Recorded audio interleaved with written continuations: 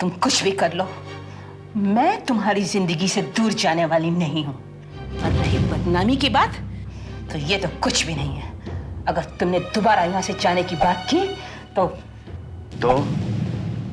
तो तुमने जो मेरे पति के साथ किया था मिस्टर गजेंद्र, मैं सरेआम उसका खुलासा कर दूंगी।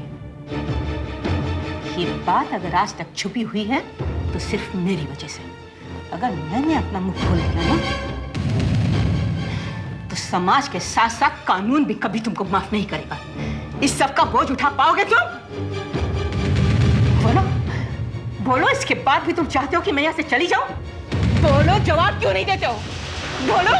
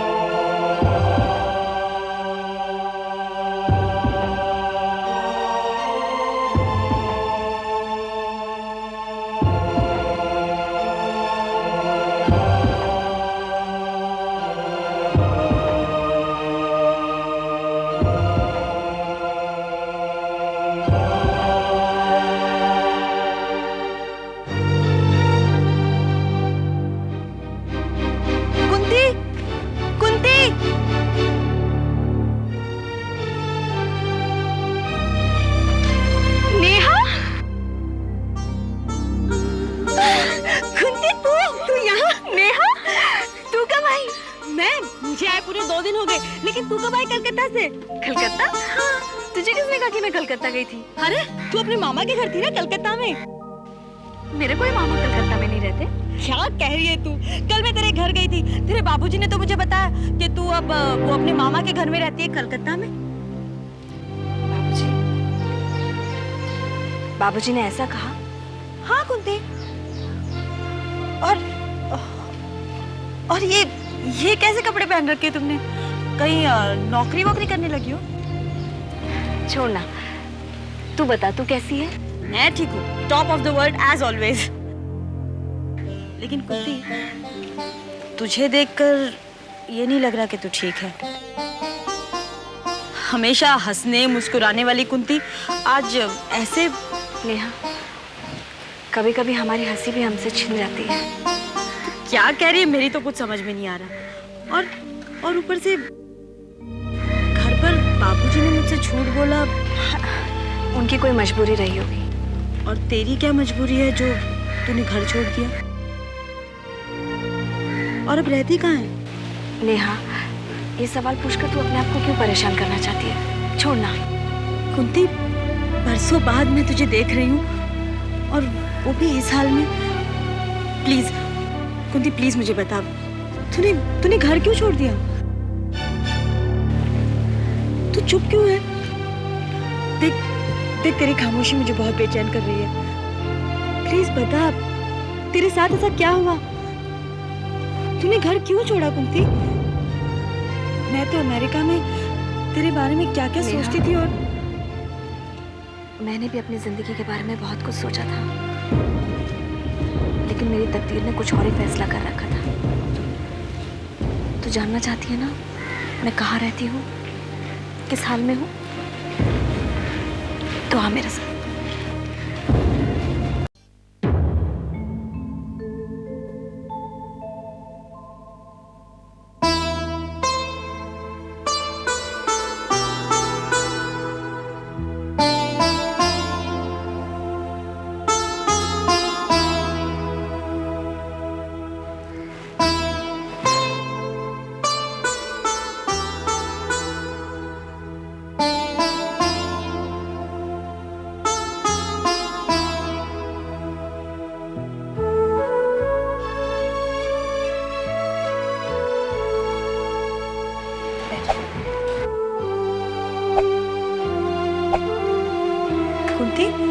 ये तुम मुझे कहाँ ले आई? नेहा, अब यही मेरा घर है, मैं यहीं रहती हूँ। क्या तुम यहाँ रहती हो कुंती? अपने बाबूजी अपने घर को छोड़कर यहाँ? मेरी बदकिस्मती मुझे यहाँ लेकर आ गई है। लेकिन क्यों कुंती? तुम्हारे इस क्यों का मेरे पास कोई जवाब नहीं। बस ये समझ लो कि मेरा यहाँ रहना मेरी मजबूरी है। I'm just not getting it. तुम क्या कह रही हो? मेरी कुछ समझ में नहीं आ रहा। तुम्हें क्या समझ में आएगा जब मैं ही सब कुछ समझ कर ना समझ बनी हुई हूँ। तुम्हारे बाबूजी ने तुम्हें घर से निकालकर यहाँ रहने भेज दिया? नहीं, बाबूजी का कोई दोष नहीं है। मैं अपनी मर्जी से यहाँ आई हूँ। लेकिन कुंती, मैं जानती हूँ ऐसे आश्रम में अच्छे और इज्जतदार घर की लड़कियां नहीं रहती। नेहा, अगर मैं यहाँ नहीं आती तो मेरे पास सिर्फ एक ही रास्ता था, और वो था आत्महत्या। क्या? हाँ। अगर ये आश्रम नहीं होता तो मुझ जैसी मजबूर और हालात से मारी हुई औरतों का इस दुनिया में कोई ठिकाना नहीं होता। तुम इन औरतों को देख रही हो ना, ये बेचारी सब किस्मत की मारी हुई है। कुंती, किस्मत ने तेरे साथ ऐसा क्या कर दिया? मैं तो कुछ भी नहीं जानती। मैं अमेरिका में थी, सोचती थी तू बहुत खुश होगी। तुझे याद है उन दिनों तो कितने बड़े बड़े सपने देखा करती थी। उन्हीं सपनों ने तो लूट लिया ने। कुंती, कुंती, क्या हुआ तेरे साथ? प्लीज मुझे बता कुंती, मुझसे तेरी हालत देख ही नहीं जा रही। प्लीज टेल मी, क्या हुआ तेरे साथ? मेरी कहानी बहुत लंबी है नेहा, मैं सब कुछ सुनना चाहती हूँ।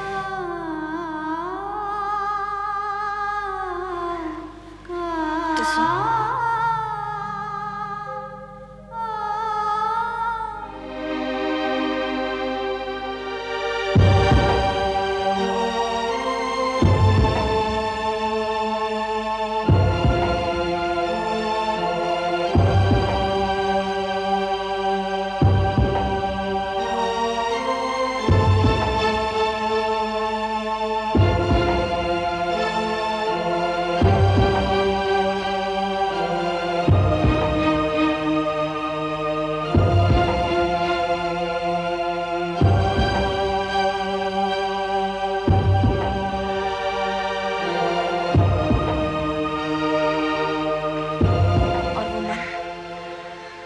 मुझे इस हालत में छोड़कर चला गया और मैं अपनी किस्मत का रोना रोती रही। लेकिन मन ने जो तुम्हारे साथ किया उसके बारे में तुमने बाबूजी को क्यों नहीं बताया?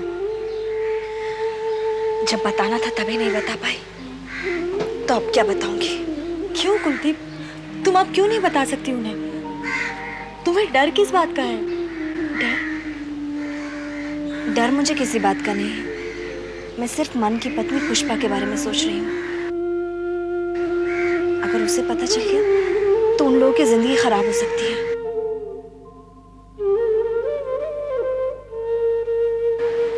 और तुम्हारा बेटा कर्ण, वो तुमसे कैसे छिन गया?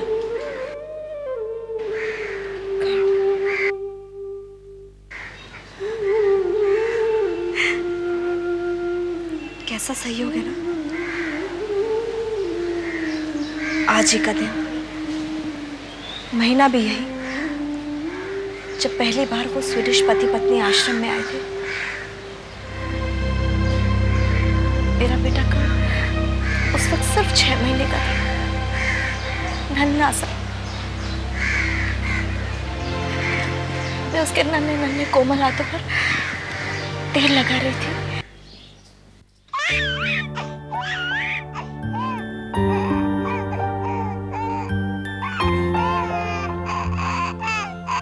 पी, अरे पी ना। अरे प्रभा, कैसी माँ है तू? पहले उसे चुप तो करा। अरे रोने दे इसे, रोती रहेगी और अपने आप चुप होके सो जाएगी। जब देखो रोती रहती है। मेरा तो जीना हराम कर दिया इसने। क्यों इस निर्दोष को ऐसे बोलकर अपने सर पर पाप चढ़ा रही है?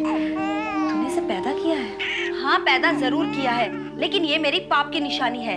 बर्बाद कर दिया है इसने मुझे। मैं तो चाहती थी कि ये कभी पैदा ही ना हो। इसे देख के मुझे बहुत गुस्सा आता है। प्रभा माँ है तो इसकी, इसे अपना प्यार दे, दुलार दे। प्यार और दुलार? इस आश्रम में माँ बेटे का साथ ज्यादा दिन तक नहीं रहता। क्या मतलब? मेरा कहने का मतलब ये है कि करण से तू इतना प्यार और मोह मत बढ़ा। इसको तू पाल नहीं पाएगी। क्यों? ये मेरा बेटा है, माँ हूं मैं इसकी, मैंने इसे पैदा किया है। मैं नहीं पालूंगी तो और कौन पालेगा? लगता है तुझे कुछ मालूम नहीं है क्या? इस आश्रम में माँ और बच्चे का साथ ज्यादा से ज्यादा 6 महीने तक का होता है, और वो समय लगभग पूरा हो गया है। मुझे तो तेरी बात समझ में नहीं आ रही है। तो फिर समझ में आ जाएगी। जितना प्यार और ममता इसमें बरसानी है ना, बरसा दे, फिर सब खत्म। इस आश्रम का यही रिवाज है।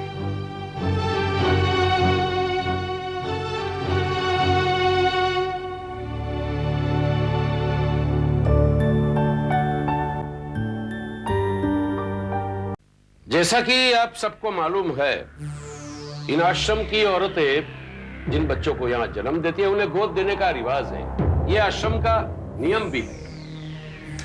मतलब ये कि जब से आश्रम बना है तब से यह परंपरा चलती आ रही है। इस परंपरा में कुछ बदलाव लाना चाहते हैं आप लोग? जी बिल्कुल नहीं।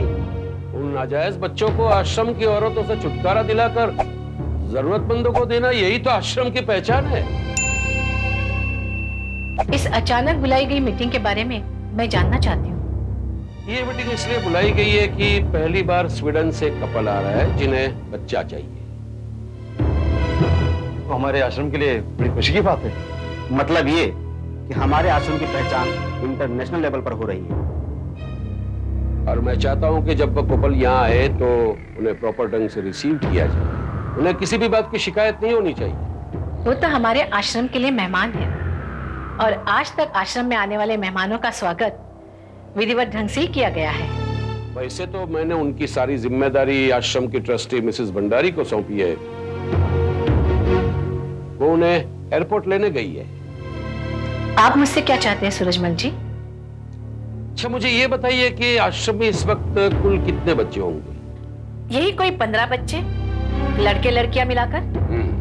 मतलब उन्हें अपनी पसंद का बच्चा चाहिए तो थोड़ी चॉइस मिल सकती है। जी सरला जी, वो दोनों औरतें थी ना, क्या नाम है उनका? कुंती और प्रभा। हाँ, उनके बच्चे भी तो बड़े हो गए होंगे। उनको आश्रम में रहते हुए 6 महीने से ऊपर हो रहे हैं ना? अगर उनके बच्चों को भी अडॉप्ट किया जाता है तो उन्हें भी आश्रम छोड़ने की नोटिस दी जाएगी। और कुछ? किसी औरत को गोद देने में कोई एतराज तो नहीं? ऐसा क्यों होगा? जब तक आश्रम में है तब तक ठीक है। बाद में कहाँ घुमेगी वो बच्चे को लेकर? मैं आप लोगों की इन सारी बातों से सहमत हूँ, लेकिन एक विशेष बात है जो मैं आज ही तय करना चाहती हूँ। ऐसी क्या बात है?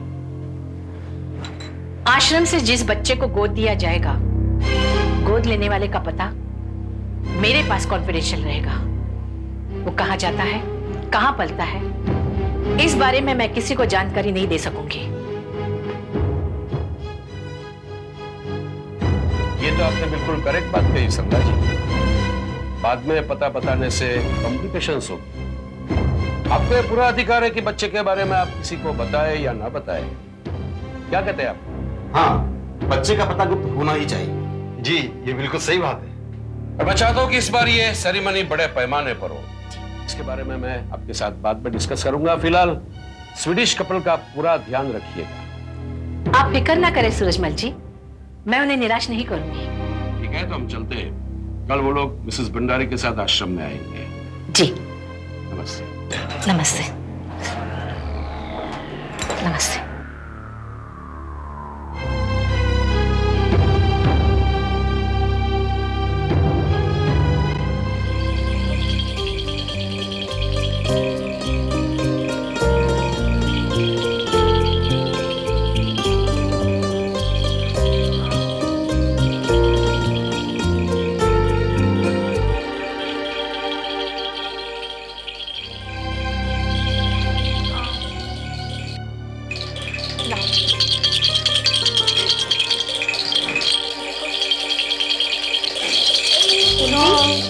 मैं कमरे में सुला के आती हूँ।